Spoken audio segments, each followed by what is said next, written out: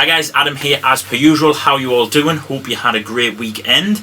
I'm really pleased with the entries that you guys have shared so far for the Play on Sky Painter competition. Really enjoying watching those and want to see plenty more of those come in, guys, so keep them coming. Thank you for taking part in it as well. I do appreciate that.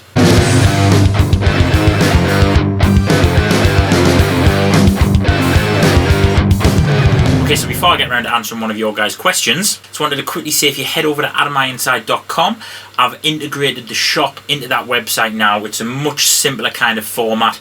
Everything's available on one page because there's not that many products and things to choose from just yet. Check it out, Ironside.com, and you can then get a link to the shop along the top. Because for those who don't know, I've decided to close down Iron Tone as a company that it was, to give me a lot more time to focus on music, focus on you guys, focus on the videos, etc, etc, and I'll only be doing the kind of pedal modifications and the pedal board wiring and stuff like that for myself and for friends, really. Alright, so now that that's out the way, let's get around to answering one of your questions. Alright, so this week's question comes from Dean Parker, and Dean asks, Dean, what are you asking?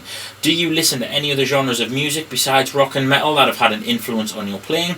If so, what kind of techniques are now present in your playing? And the answer is, of course, yes. I don't know very many people that only really listen to one genre of music, and certainly I can't think of any musicians that would only listen to one genre of music. So I like a lot of music. Yes, rock and metal is kind of like my main thing, but I like a lot of jazz, I like a lot of fusiony stuff. I love classical music, particularly romantic and modern periods, especially the kind of Russian music that was coming out around 1920, between 1900 and 1920. Love all of that kind of stuff as well. I'll basically listen to pretty much anything. There's some good music in the pop charts. There's some good stuff that the dance and electronic guys are doing. The whole technique thing that I'm into kind of comes primarily from rock and metal and those typically guitar-y kind of genres. However, compositional techniques and tips and things like that I've taken from all those genres of music. I've analysed and studied and looked at and interpreted a lot of kind of classical music and the romantic music that I love, and I've put a lot of that into me composition and into me musical technique as well. A lot of influence comes from there.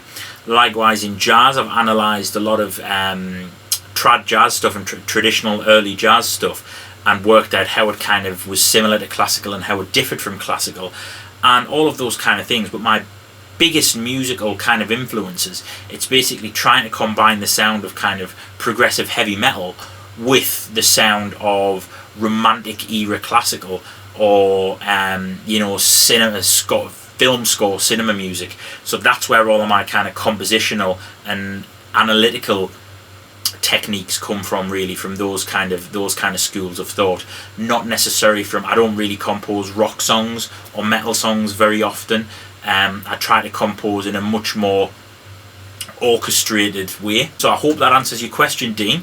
That's pretty much it for this short video. Check out AdamIronside.com. You can buy the DVDs and the albums and everything there, and there'll be plenty of other products coming in the near future. As ever, I appreciate your questions and your support. Stay tuned for more Sky Painter coming very soon, guys. Keep your entries coming in for the competition.